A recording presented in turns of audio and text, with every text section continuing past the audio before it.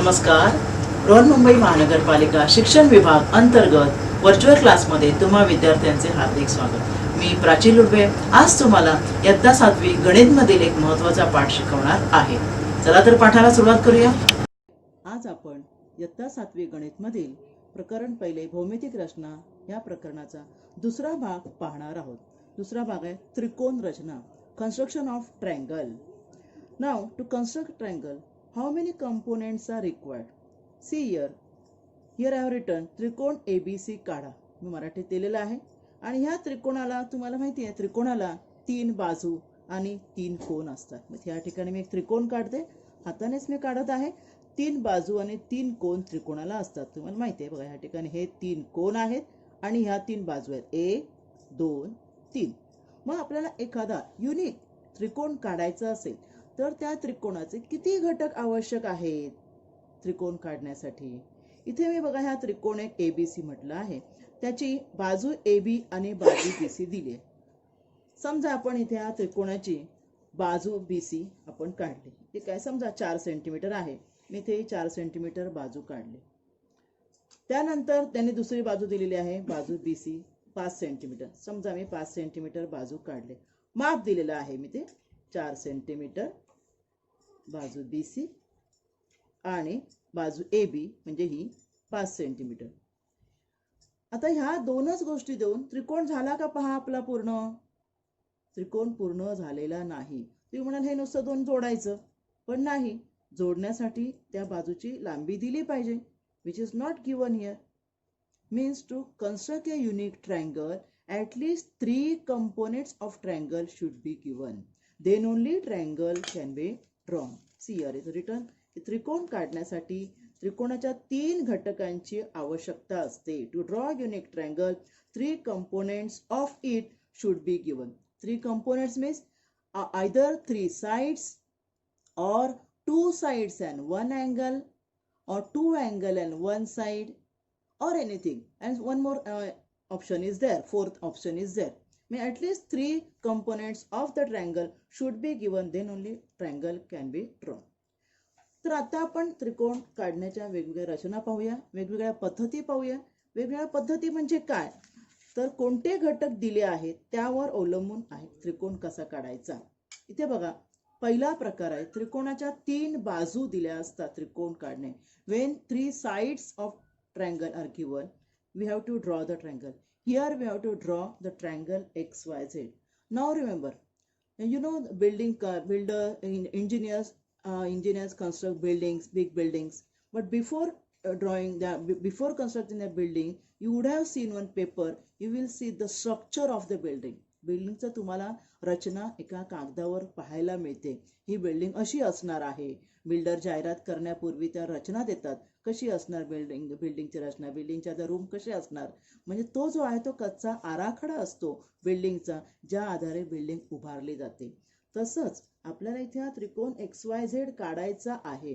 पण तो त्रिकोण काढायचा कसा, यासाठी आधी आपल्याला त्रिकोणाची रफ आकृती काढणे आवश्यक आहे. त्याला म्हणतात कच्ची आकृती. Rough diagram of triangle should be drawn. Now how I will draw? I know I have to draw the triangle XYZ. Okay, and here sides are given 11, 12 and 10. I have taken bigger measures so that you could see properly. मग आता इथे मी कोणती बाजू घेणार, मी सरवणार. समजा आता मी इथे आधी रफ ट्रायंगल काढत आहे. ती पण तुम्ही अशा तिथे लांबी घ्यायची गरज नाहीये. तुम्हाला इथे दिसत असेल मी ते रफ त्रिकोण काढत आहे. आणि त्या रफ त्रिकोणामध्ये सुद्धा नावं वगैरे मी देणार आहे, म्हणजे मला पक्का त्रिकोण काढण्यासाठी कळेल की कोणत्या बाजूने कुठे घेणार. इथे मी लिहिते X, इथे मी लिहिते Y, इथे Z. मग इथे मी लांबी सुद्धा लिहिणार. ही लांबी आहे 12 सेंटीमीटर. नंतर XY 11 सेंटीमीटर आहे आणि YZ आहे, sorry YZ 12 centimetre, XY 11 centimetre, XZ म्हणजे ही बाजू आहे 10 centimetre. In such a way you have to draw first rough diagram, and with the help of rough diagram you can draw your final diagram. Now I will draw final diagram here. Can you see? Now first always you have to draw base. पाया पहिला काढायचा. इथे YZ हा पाया आहे. मला rough आकृती काढल्यामुळे फेअर आकृती कशी काढायची मला आयडिया आलेली आहे. मी पट्टीमध्ये 12 सेंटीमीटर एवढं अंतर घेणार आहे आणि प्रथम पाया काढणार आहे. अंतर घेताना तुम्हाला माहितीच असेल कुठून घ्यायचं असं. 0 पासून 12 पर्यंत मी मोठी अंतरं घेतली आहेत, कारण तुम्हाला आकृती दिसावी म्हणून. इथे मी ही 12 सेंटीमीटरची मी काढलेला आहे, याचा पाया काढलेला आहे. पायाला आपण नावं देऊया YZ. तिथेच लगेच लांबी पण लिहायची आहे 12 सेंटीमीटर.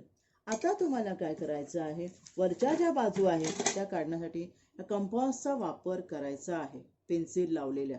ठीक आहे. मग कंपासमध्ये आपण काय करायचं, आपण इथे लिहिलेलं आहे लांबी XY अंतर आहे 11 सेंटीमीटर. पट्टीच्या साह्याने पट्टीच्या दोन टोकावर शून्यावर एक टोक आणि 11 आकड्यावर दुसरं टोक करून तुम्ही पट्टीमध्ये माप घ्यायचं आहे, बरोबर 11 सेंटीमीटर. बघा मी बरोबर या ठिकाणी 11 सेंटीमीटर घेत आहे. तुम्हाला दिसत असेल हे मी अंतर बरोबर 11 सेंटीमीटर घेतलेलं आहे.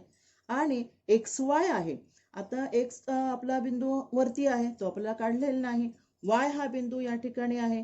Keeping the pointer of compass on the point Y, I will draw one arc on upper side which will indicate the distance of 11 centimeter. हे अंतर जे आहे, तुम्हाला आर्क दिसत असेल ना, मी पेन्सिलने काढलेला आहे. हा आर्क 11 सेंटीमीटर अंतर दाखवतो. आता ह्या 11 सेंटीमीटरवर कुठेतरी इकडे आपला पॉइंट आहे, एक्स पॉइंट, पण आपल्याला माहित नाही कुठे आहे तो. त्यासाठी ह्या उजव्या बाजूचं जे अंतर आहे ते आपण घेऊया कंपासमध्ये 10 सेंटीमीटर.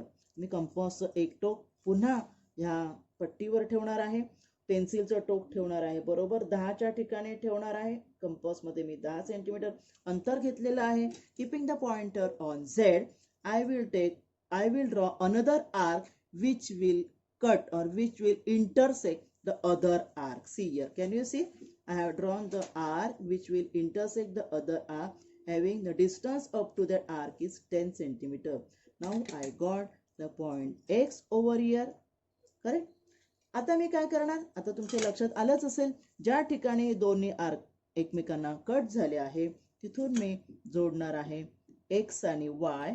ही मला एक लांबी मिळाली आणि दुसरी मला लांबी मिळाली आहे, दुसरी बाजू मला मिळालेली आहे XZ. This way we have drawn one unique triangle where 3 sides are given. समजलं तुम्हाला? आता आपण पाहूया दुसरी रचना. त्रिकोणाच्या आता 2 बाजू, इथे तुम्ही वरती वाचू शकताय, त्रिकोणाच्या 2 बाजू आणि त्यांनी समाविष्ट केलेला कोन. समाविष्ट म्हणजे त्या 2 बाजूंच्या मधला कोन दिला असता त्रिकोण काढणे.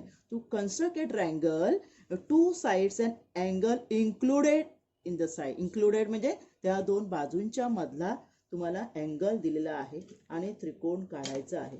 आधी मी रफ त्रिकोण काढते. रफ त्रिकोण काढताना ते काय करायचं, 2 साइड दिलेल्या आहेत ना, मग आता मी आधी एक त्रिकोण काढते मी आधी, कारण इथे आपल्याला काय करायचं आहे, आपण रफच काढतोय ना.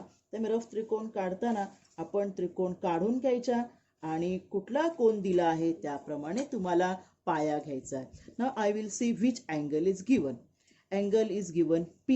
P angle is given. Therefore, P should come either here or here. I will mostly try that P will come this side. ह्या बाजूला P येईल असं आपल्याला बघायचं, कळलं ना.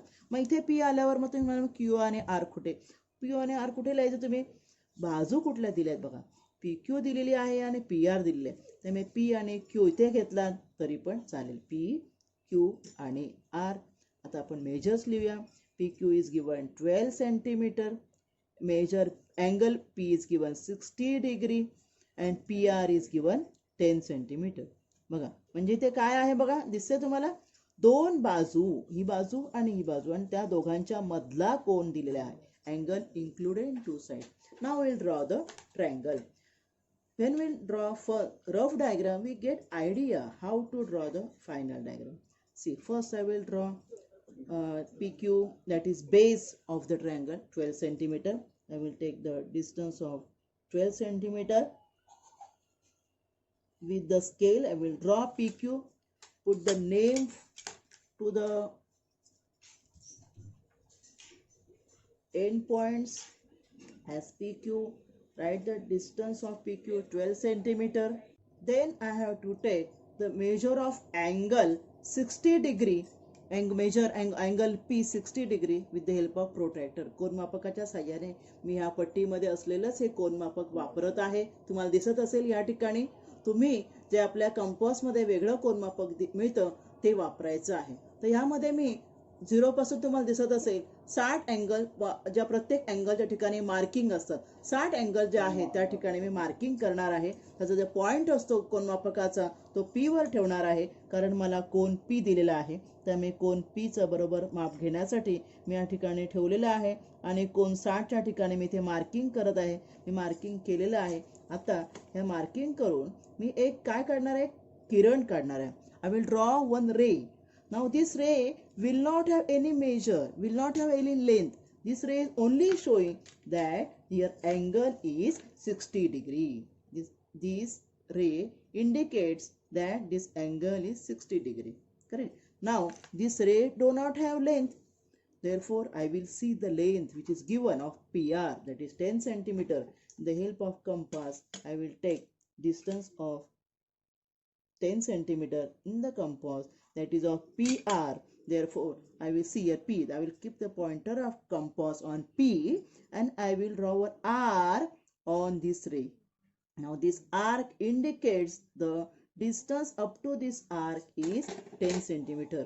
I will this is equal to 10 centimeter. I will put the name R and now I will join R and Q. See here our triangle is completed. इथे आपला हा ट्रायंगल ज्यामध्ये दोन बाजू बघा, ही दुसरी बाजू 10 सेंटीमीटर आणि पहिली बाजू 12 सेंटीमीटर, ह्या दोघांच्या मधला अँगल, दोन बाजूंच्या मधला अँगल दिला असता त्रिकोण कसा काढायचा हे आपण इथे शिकलेलो आहोत. पाहूया आता तिसरा प्रकार, दोन कोन आणि त्यांनी समाविष्ट केलेली बाजू, म्हणजे एकच बाजू दिलेली आहे आणि दोन कोन दिले. मग इथे रफ त्रिकोण आपण कसा काढणार? प्रथम आधी त्रिकोण काढूया. रफ त्रिकोण काढताना माप घ्यायची गरज नाही. तुम्ही रफ त्रिकोण कसाही काढू शकता. इथे मी रफ त्रिकोण काढत आहे बघा, माप मी घेतलेली नाहीत. फक्त रफ त्रिकोण आपल्याला मुख्य त्रिकोणाची आयडिया देतो. ते मी नाव आपल्याला जे मी ठरवलं आहे ते नाव देणार आहे. ओके. नाव देताना आधी बघायचं बाजू कुठली दिलेली आहे. ती बाजू आपल्याला दिलेली आहे YX, कारण एकच बाजू दिलेली आहे ना. तर बाजू जी दिलेली आहे ती पाया आहे. The side length of the side which side is given should be the base. Therefore, YX should come here. Therefore, I will write here Z because YX should come here. No, therefore X here it will come X, here it will come Y and Z. Z वरती जाईल. मी X वरती लिहिणार होते, X नाही. तर YX आपल्याला दिलेला आहे 12 सेंटीमीटर. इथे सुद्धा तुम्ही लांबी लिहू शकता. तर कोण बघायचे कोणते दिलेले आहेत ते. ZXY 3 अक्षरी नावामध्ये the मधलं अक्षर, when three letter name of angle is given, then middle letter indicates the angle. middle letter म्हणजे मधला जो अक्षर जे आहे ते कोन दाखवतो. म्हणजे हा कोन X आहे 40 डिग्री आणि हा जो कोन Y आहे तो दिला आहे तुम्हाला 70 डिग्री. बरोबर. हा मी काढला रफ त्रिकोण. आता आपण याच्या साहाय्याने फेअर त्रिकोण काढूया. XY बाजू 12 सेंटीमीटर मी माप मुद्दामच तुमच्यासाठी तुम्हाला दिसण्यासाठी मोठी घेतलेली आहे.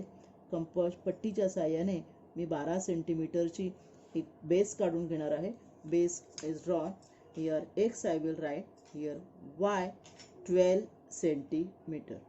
Now I have to use protractor for taking the measures of angle. First I will take measure X, angle X. With the help of protractor I will keep the pointer of protractor at X and I will see where the 40 degree, it indicates the point 40 degree. There I made the point and I will draw the line of 40 degree over here. Now this line or this ray do not have measure, do not have length. It only indicates the angle is 40 degree. It only indicates angle is 40 degree. Now angle Y is also given. For angle Y I will keep this side. When I will keep for angle Y I will keep here and I will measure from this side. Now see, angle is on this side. Therefore, when angle is on left hand side, we have to measure from right hand side. When angle is on right hand side, we have to measure on protractor from left hand side number. From left hand side also, the number starts from 0. And from there, I will see the measure of 70 degree is over here. I will make the point at 70 degree. And then I will draw one more line which will cut the first line. Here our triangle is completed. Here I will write the third point Z it is Z, and here this angle is 70 degree. Thus we have drawn, here only one base was given. We have drawn a triangle where two angles and one included side is given. Now fourth type is to draw right angle triangle. Now you know, in right angle triangle always one angle is 90 degree, correct? Therefore what I told in the starting, three components are required. तीन घटक आवश्यक असतात त्रिकोण काढायला. पण काटकोन त्रिकोण म्हटलं म्हणजे त्यामध्ये एक कोण काटकोन असणारच.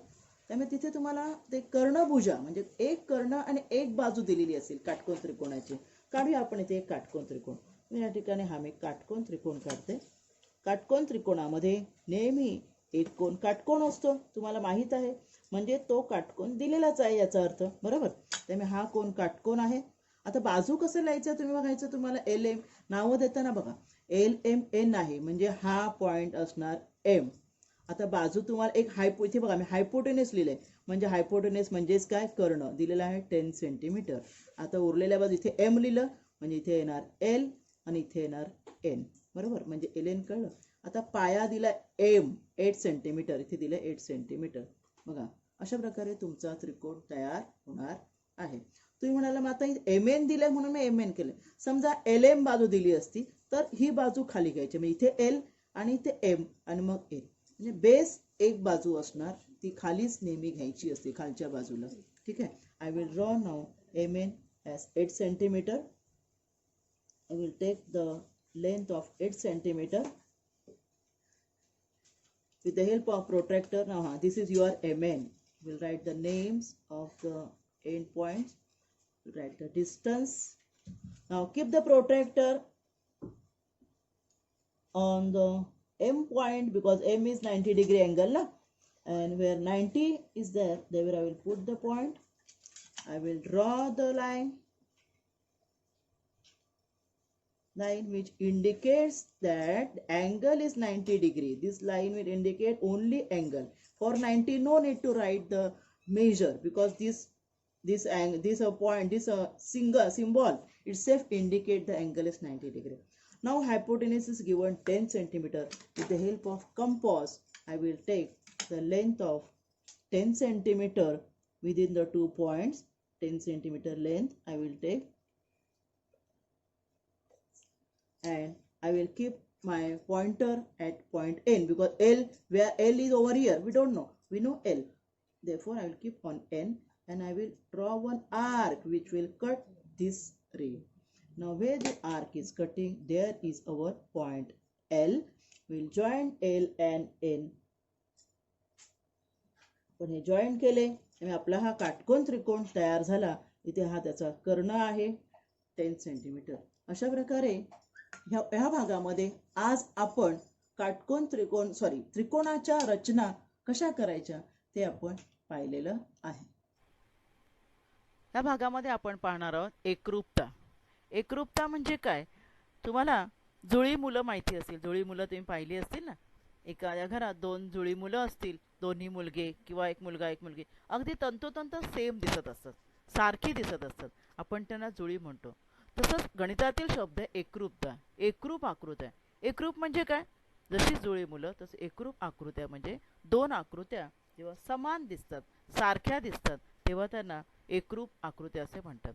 तर गणितातील 3 एकरूपता, कॉन्ग्रुएन्सी आपण पाहणार आहोत. रेषाखंडाची एकरूपता, कॉन्ग्रुएन्सी ऑफ सेगमेंट. हा 2 एकरूप रेषाखंड म्हणजे काय, इथे बघा 2 रेषाखंड आहेत बघा. these are 2 segments AB and CD. both you can see both are looking identical. Identical means of same length.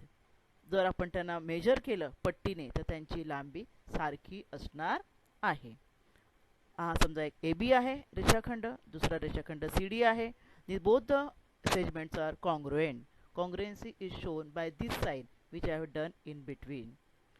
मग रेषाखंड एकरूप म्हणजे काय, जर दिलेल्या रेषाखंडांची लांबी समान असेल तर त्यांना एकरूप रेषाखंड असे म्हणतात. If given line segments are equal in length, then they are called as congruent. See the another example. Here 2 segments are there. MN of 20 centimeter and PQ also of 20. Both are equal length. Therefore, they are congruent. As we written as segment MN, is congruent to segment PQ. Third example, WX and YZ are two segments. Three markings are done on that, on both the segments, show that they are congruent. This is the congruency of. Now we'll see the congruency of angles. Means two angles having equal measure. ज्या दोन कोणांची मापे समान असतात ते दोन कोण एकरूप असतात. ह्या आकृतीमध्ये बघा दोन कोण आहेत. एक कोण ABC आहे आणि कोण DEF आहे. कोण मापकाच्या साहाय्याने मोजले असता दोन्ही कोणांची मापे समान मिळतील. Therefore, angle ABC is congruent to angle DEF. Congruency of angle is shown this way. This is another example. Two angles I have given, HGI and another angle is KJL. Both having equal measures. म्हणजे आपण कोनमापकाच्या साहाय्याने जर मोजलं तर दोघांची मापे समान मिळतील. If two angles with equal measures are congruent to each other. The congruency of circles म्हणजे दोन एकरूप वर्तुळे. आता ह्या चित्रामध्ये बघा तुम्हाला तीन वर्तुळं दिसतात. एक लहान आहे, त्याच्यापेक्षा मोठं, त्याच्यापेक्षा मोठं. काय वेगळं दिसतं त्यांच्यामध्ये? तर त्यांच्या त्रिज्या. आपण ज्या त्रिज्येच्या साहाय्याने कंपासमध्ये अंतर घेऊन वर्तुळ काढतो त्या तिघांच्या वेगवेगळ्या दिसत आहेत. त्यामुळे ती वर्तुळ साहजिकच एकरूप नाही आहेत. पण ह्या चित्रातली वर्तुळं बघा. Circle A having a radius of 5 centimeter. Another circle B also has the radius 5 centimeter. Radii are equal, therefore they are congruent. See one more example. Both are having radii 3 centimeter. दोघांची त्रिज्या 3 centimetre आहे. त्यामुळे ही दोन्ही वर्तुळं एकरूप आहेत. मग कधी म्हणणार तुम्ही वर्तुळ एकरूप आहेत? जेव्हा वर्तुळांच्या त्रिज्या समान असतात तेव्हा ती वर्तुळे एकरूप असतात. Circles of equal radii are called as congruent circles. आणि ही जर एकरूप वर्तुळ आपण कट केली पेपरवर तर दोन्ही वर्तुळं कार्ड पेपरवर कट करा तर एकमेकांशी तंतोतंत जुळणार. आज आपण या भागात इथेच थांबूया. माझा व्हिडिओ आवडला असेल तर लाईक करा, शेअर करा आणि असे अनेक एज्युकेशनल व्हिडिओ पाहण्यासाठी MCGL व्हर्च्युअलच्या चॅनेलला सबस्क्राईब करा. धन्यवाद.